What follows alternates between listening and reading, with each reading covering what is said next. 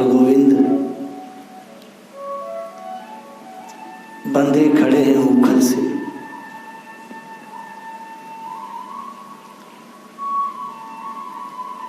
बच्चे उन्हें खोल न सके।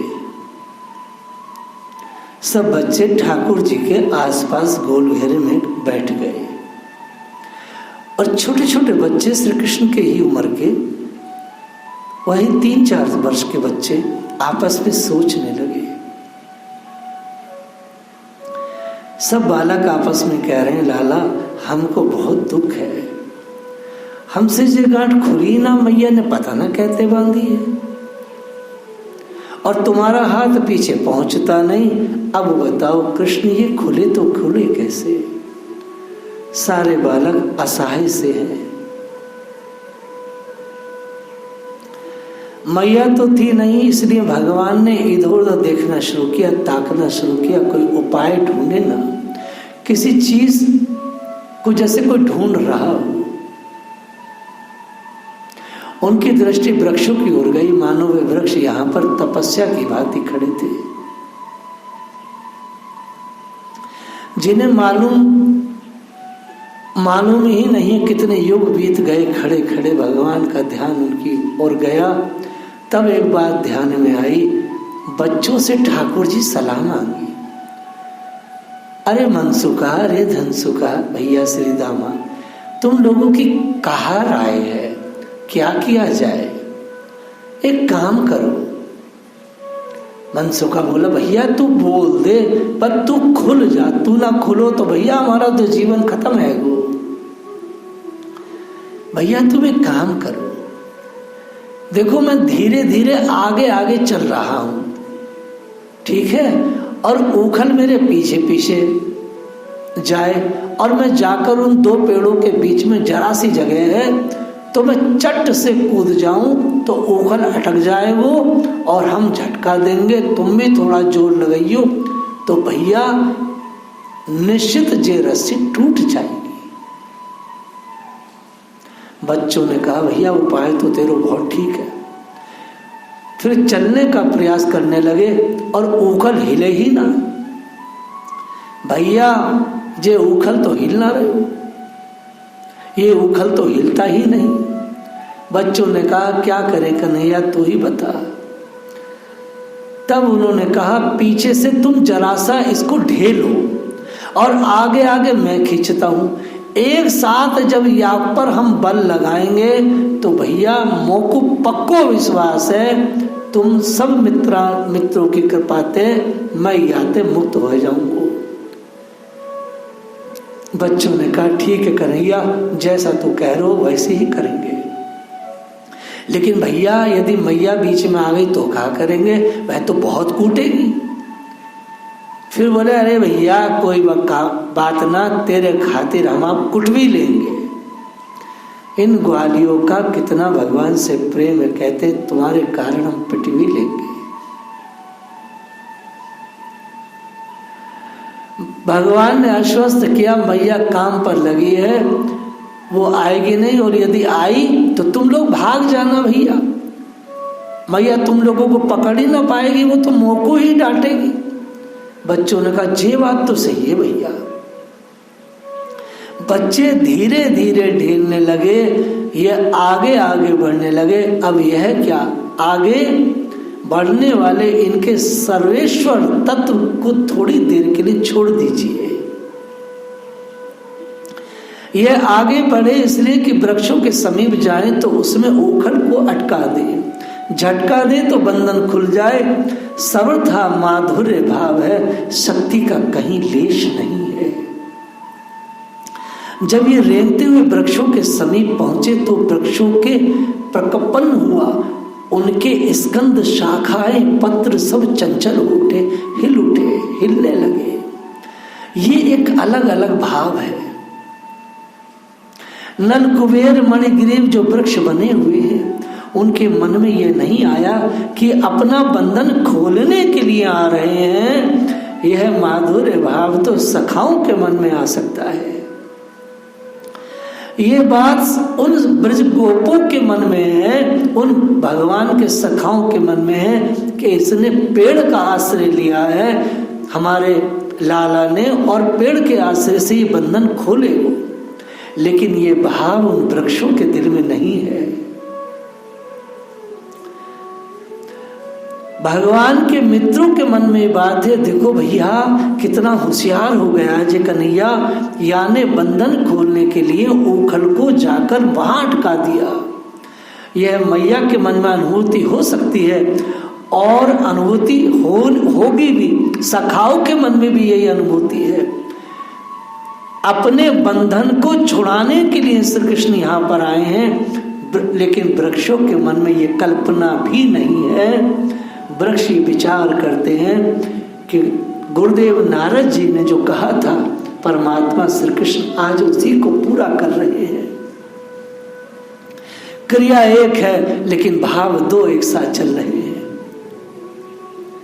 एक तरफ माधुर्य का भाव चल रहा है जो माँ यशोदा और ग्वारियाओं के बीच में है, और दूसरा उन वृक्षों के मन में है कि ये तो गुरु जी की बात पूरी हुई। सत्यम कृतुम बचो हरि यस्तातम यमला अर्जुन हो। इस प्रकार श्री कृष्ण आगे आए तो यमला अर्जुन के मन में यही आया कि हमारा उद्धार करने के लिए प्रभु आए हैं, हमारी मुक्ति के लिए प्रभु आए हैं। यह एक विशुद्ध अनुराग का चिन्ह है। भला समझ में आना बड़ा कठिन है। आज की कथा का जो टाइटल है, मैं उसी पर धीरे धीरे आ रहा हूं। भगवान समझकर भक्ति करना, पूजा करना, श्रद्धा करना संभव है। ये भगवान है, ये बड़े विशेष है, ये गुरु हैं, इनमें दिव्य शक्ति है, इनमें बहुत विलक्षण गुण है। ये समझ करके गुरु और भगवान का पूजा करना, उनकी भक्ति करना, उनके प्रति श्रद्धा करना संभव है। पर भगवान समझकर, पर विलक्षण गुरु समझकर उनसे प्रेम करना संभव नहीं है, नहीं है, नहीं है। ये भगवत्ता बीच बीच में आकर श्रद्धा के रूप में प्रेम में अड़ जाती है। ये श्रद्धा जो है ये प्रेम की दुश्मन है। ये श्रद्धाएं प्रेम को बढ़ने नहीं देती। इन श्रद्धाओं में विधि भक्ति है, इन श्रद्धाओं में बहुत कुछ ऐसा है जो प्रेम की लता को आगे नहीं बढ़ने देती। जिस प्रेम के साथ श्रद्धा लगी हुई हो वह प्रेम वास्तविक प्रेम नहीं होता। सूर्य जी की ये बात बहुत दुर्लभ है। भाई हनुमान प्रसाद पोद्दार ने भी यही बात अपनी लेखनी में कही है।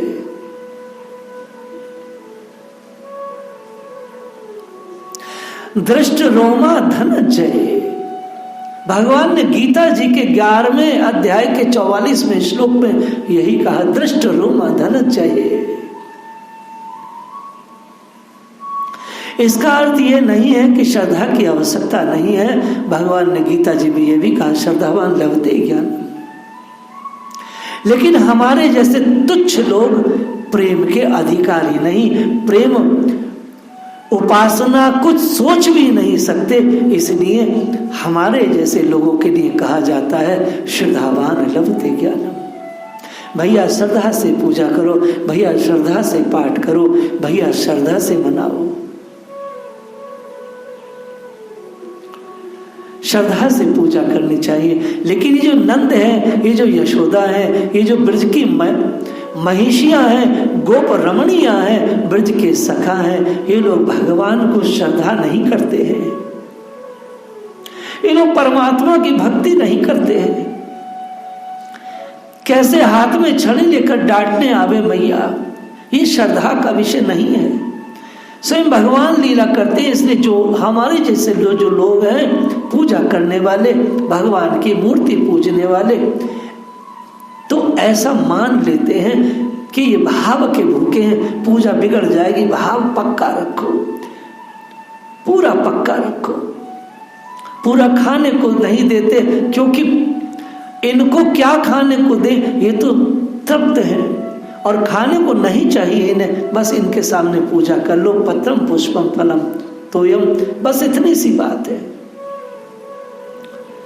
जब पूजा करने बैठता है व्यक्ति तो उनको खाने को भी चाहिए, पीने को भी चाहिए, कपड़ा भी चाहिए, सोने को भी चाहिए, फल भी चाहिए, ठीक से बंदर, ठीक से उनको पूरी तरह हर वह वस्तु चाहिए जो एक जिंदा मनुष्य को चाहिए होती है। श्रद्धा बड़ी अच्छी चीज है, मैं इसका खंडन नहीं कर रहा हूं, लेकिन श्रद्धा सच्चे प्रेम में प्रतिबंधक होती है। जहां विशुद्ध अनुराग है वहां कभी गोपियों के मन में यह प्रश्न नहीं आता है कि भगवान हमारे सामने अपने पूर्ण स्वरूप का परिचय दे। चाहे जो माने, मित्र माने, स्वामी माने, हमारा बच्चा है, हमारा लाडला है, भगवान है, ये सुनना नहीं चाहते ब्रज के लोग। भगवान यदि सुन ले तो सत्य तत्व कर सकेंगे क्या, वात्सल्य तत्व कर सकेंगे क्या। गीता जी से ही आप समझ सकते हैं कि अर्जुन के मन में आया, जहां भगवान के ऐश्वर्य का प्रकट हुआ, विराट रूप दिखाया प्रभु ने, तो भगवान को सखा मान करके अर्जुन भगवान के हाथ में घोड़ों की लगाम दे सकते थे क्या। पर भगवान ने सत्य तत्व के निर्वाह के लिए ऐश्वर्य को ढक दिया। अर्जुन के मन में बार बार प्रकट होता है, भगवान बार बार मेहनत करके ढकते हैं। यदि बार बार अपने ईश्वर तत्व को न ढकते तो अर्जुन उनसे प्रेम न कर पाता, अर्जुन उनसे मित्रता न कर पाता। इसलिए अर्जुन ने जब विराट रूप देखा तो बड़ी प्रसन्नता से कहा, दृष्टा रोमा धनंजय। उसका रोम रोम आनंद के मारे रोमांचित हो गया। लेकिन जैसे ही परमात्मा का भयानक रूप देखा, कराल दाढ़ इत्यादि, तो अर्जुन डर, एकदम भयानक डर गया। कालो अस्मि 32वां श्लोक यही कहता है, मैं काल हूं, सबको खाने आया हूं। अर्जुन भी डर गए, सरकार मुझसे बड़ी भूल हुई, मैंने आपको यादव सखेती आदि क्या क्या कहा, भोजन में भी आपके बिछोने पर बैठा, आपके को साथ भोजन किया, घूमा फिरा, मैंने आपका बड़ा अनादर किया, मालिक मुझे क्षमा कर दो।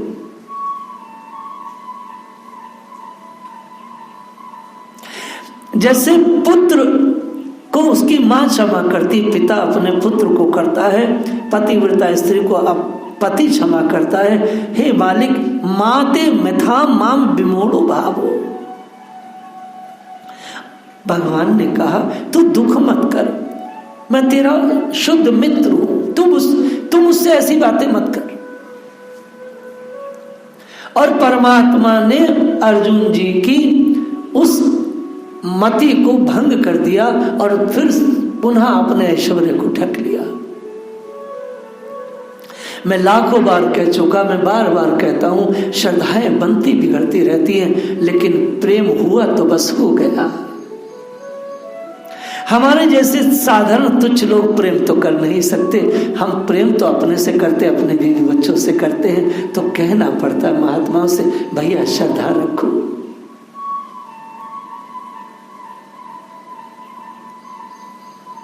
माँ यशोदा ने श्रद्धा नहीं की, माँ यशोदा ने तो प्रेम किया। माँ यशोदा श्रद्धा रखती है नारायण से, मगर प्रेम करती है कृष्ण से। श्री कृष्ण में कोई श्रद्धा नहीं, गोपियों की श्रद्धा नारायण में है, गोपियों की श्रद्धा कृष्ण में नहीं है, उनसे तो उनका प्रेम है। ये श्रद्धा बड़ी तुच्छ वस्तु है, ये कोई खास वस्तु नहीं।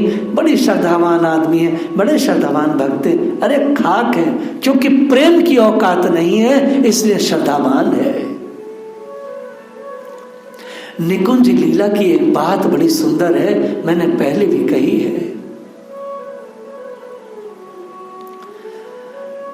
आगे मैं इसको स्पष्ट करूंगा, छोटा सा मैं आपको आर्टिकल दे रहा हूं। एक बार ठाकुर जी निकुंज लीला में गोपियों के उस रास से लताओं पताओं के ओट में जाकर के छिप गए, थोड़ा सा निकुंज के आगे जाके। गोपियां ढूंढते ढूंढते वहां पर पहुंच गई जहां पर परमात्मा श्री कृष्ण छुपे बैठे थे। भगवान ने विचार किया, सोचा पकड़े जाएंगे तो बात सही नहीं रहेगी। ये सारी मधुर क्षेत्र की, मधुर एरिया की बात है, मधुर भाव की बात है, माधुर्य राज्य की बात है। पकड़े ना जाए तो नारायण बन गए भगवान। नारायण तो थे ही, पर आज क्या किया, आज उन्होंने चतुर्भुज शंख चक्र गदा पद्मधारी नारायण रूप ले लिया और उस निकुंज में ठाड़े है गए जैसे नारायण ठाड़े रहते हैं। गोपियां खोजते हुए आ गई, देखा कि ये तो नारायण भगवान है। ये तो नारायण भगवान है। आज हम पर कृपा करके हमारे इष्ट देव हमें दर्शन देने के कारण आए हैं। सारी गोपियां भगवान नारायण के चरणों में गिर गईं और स्तुति करने लगी और पूछी, महाराज एक बात है, यदि आप हमारी स्तुति से बड़े प्रसन्न हो तो इतना बता दीजिए कि हमारे कृष्ण क्या इधर से गए थे? आपको तो पता ही होगा महाराज, आप तो सर्वव्यापी हैं, आप बता दीजिए, नहीं तो कृपा करके यह वरदान दे दीजिए। यदि आप बताना ना चाहते हो तो कोई बात नहीं, परंतु हे नारायण, हमें आप इतना वरदान दे दें कि वे हमें मिल जाए। इसे श्रद्धा कहते हैं। यशोदा मैया के मन में श्रद्धा नहीं, गोप बालकों के मन में श्रद्धा नहीं, गोपांगनाओं के मन में श्रद्धा नहीं, यहां तो निर्मल प्रेम है। इसलिए कहते अनंत ब्रह्मांड उधर स्वयं भगवान श्री कृष्ण दामोदर बने खड़े हैं, पेट से रस्सी बंधी हुई है उखल से, और ये जब वृक्षों के पास आए तो वृक्षों ने सोचा कि हमारा उद्धार करने आए हैं। जो सखा साथ थे उन्होंने समझा ये हमारा मित्र बड़ा चतुर है गयो है, देखो कैसी इसकी बुद्धि है, पेड़ों के बीच में ऊखल लटकाने के लिए हम लोगों को समझाकर और इस ऊखल को ढिलवा कर यहां तक ले आयो है। क्योंकि गोप बालक ठाकुर जी से प्रेम करते हैं, वो ईश्वर, वो उसे ईश्वर नहीं मानते हैं। उन बच्चों के मन में कल्पना भी नहीं हुई कि यह तो इसका उद्धार करने आए वृक्ष का। ये बात अलग अलग समझ में आई। भगवान ने वृक्षों की ओर देखा। अब भगवान की सर्वज्ञता शक्ति बोली कि महाराज आप तो बंधन छुड़ाने आए हो अपना, और ये बेचारे बहुत दिनों से बंधे यहां पर ठाड़े हैं, इनकी ओर भी देखना सरकार। ये बात कौन कह रहा है?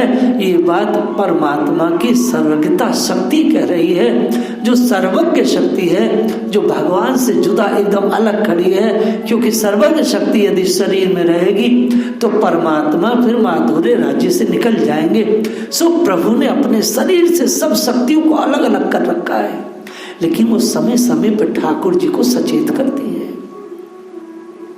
सरकार इन दोनों वृक्षों को भी देखना। नारद जी ने कहा था अब इनको याद आ गया, अब इनकी सर्वज्ञता शक्ति जागी तो बोले हाँ ठीक है, यह काम भी करना है। सर्वज्ञ शक्ति ने कहा महाराज नल कुबेर मणिग्रीव इनके नाम है, ये बड़े धनवान व्यक्ति के पुत्र हैं, ऐश्वर्य था, सौंदर्य था, कारुण्य था।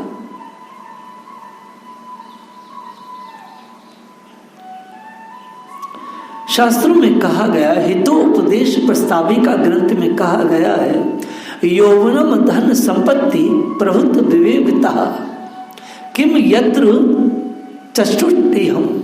कहा गया है कि जवान उम्र हो, खूब धन संपत्ति हो, घर में मालिकी हो, कोई कहने सुनने वाला भी ना हो और मूर्खता हो, इन चारों में एक भी हो तब भी अनर्थ हो जाता है। और जहां चारों मिल जाए वहां तो कहना ही क्या है। नारद जी ने शाप दिया है इसलिए वृक्ष बन गए। देखने में नारद जी की बात सत्य करनी है, ये बात मन में आ गई। दूसरे, इनका नाम अर्जुन है। भगवान को अर्जुन नाम अपनी ओर खींचता है, ये बात आप अच्छे से समझ लें। अर्जुन ये नाम परमात्मा को अपनी ओर खींचता है, इसलिए परमात्मा श्री कृष्ण अर्जुन वृक्षों की ओर दौड़े। भगवान के बड़े खास सखा हैं अर्जुन। प्रत्येक कल्प में वो उनके साथ रहते हैं। सखा अर्जुन है। अर्जुन नाम भगवान को बड़ा प्रिय है। भगवान ने इन वृक्षों की ओर देखा। भागवत जी में वर्णन आता है, सुखदेव जी ने कहा है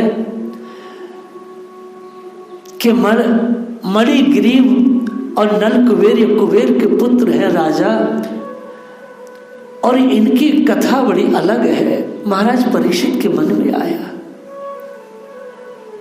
नारद जी जैसा परम वैष्णव किसी को शाप कैसे दे सकता है? हे गुरु जी, कोई वैष्णव किसी को बुरा कैसे कहे? इस कथा में कोई अद्भुत बात जरूर है। मुझे ये अद्भुत बात जरूर जाननी है कि वैष्णव ने शाप कैसे दिया? नारद जी जैसे 24 घंटे ठाकुर जी का स्मरण करने वाले व्यक्ति के मन में शाप की बात कैसे आ गई? उनको शंका मन में है, उनको क्रोध कैसे आया? महाराज असंभव बात है, वैष्णवों को क्रोध नहीं आता। जो भगवान के जन हो जाते हैं, उनको जो उनके भक्त होते हैं उनके समान गुण वाले हो जाते हैं। महाराज भगवान में निर्गुण है तो ये भक्त भी भगवान के जैसे ही निर्गुण हो जाते हैं। महाराज उन पर प्रलोभन आ जाए, वे क्रोध के वश हो जाए, ये चीज संभव नहीं है। नारद जी जैसे वैष्णव चूड़ामणि परम भक्त भगवान के, और उनको क्रोध आया? महाराज समझ में नहीं आता। गुरु जी कृपा करके मुझे ये कथा सुनाओ। शास्त्रों में बात आती है, भीष्म देव ने बाण गंगा पे कहा है युधिष्ठिर जी से, कामना पर जब चोट लगती है तो कामना से आग पैदा होती है, अग्नि पैदा होती है, जलाने वाली वस्तु पैदा होती है, और वो जलाने वाली वस्तु को कहते हैं क्रोध। कामना की पूर्ति में जो बाधा प्रतीत होती है उस पर क्रोध आता है, ये स्वभाव है। इनके भी मन में कामना तो थी नहीं तो गुस्सा कैसे आया? गुरुजी मैं सुनना चाहता हूं, क्योंकि शास्त्र में भी कहा गया है और गोसाई जी ने गाया है, साधु ते होय न कारज हानि। और भागवत जी के 11वें स्कंद के दूसरे अध्याय के 48वें श्लोक में स्वयं कहा गया है, यो न द्वेष्टि न हष्यति पश्यन् सेवे भगवतो उत्तमम्। जो शुद्ध भक्त है उद्धव, ना वो द्वेष करता है और ना वो हर्ष में रहता है, वो समतत्व योग उच्चते, समता में रहता है। मैं सुनना चाहता हूं नारद जी के मन में